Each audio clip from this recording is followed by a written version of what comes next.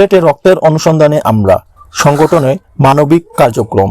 পথ শিশু ও ছিন্নমূল মানুষের মুখে হাসি ফোটাতে খাবার বিতরণ করেন মানবিক সংগঠনের সিলেট রক্তের অনুসন্ধানে আমরা সংগঠনের প্রতিষ্ঠাতা পরিচালক মোহাম্মদ তারেক আহমেদ, উপদেষ্টা প্রশান্ত লিটন ও উপদেষ্টা উৎপল বড়ুয়া জন্মদিন উপলক্ষে 20 সেপ্টেম্বর শুক্রবার সিলেট মহানগরী কিছু গুরুত্বপূর্ণ এলাকায় অসহায় ছিন্নমূল মানুষের মাঝে রান্না করা খাবার বিতরণ করা হয়।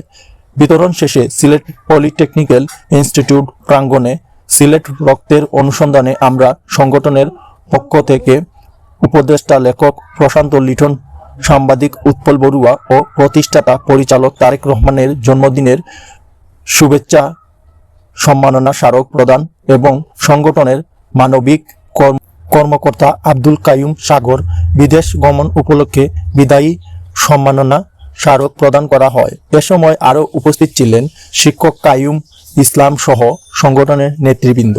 SM. Shiba, ABI TV YouTube channel.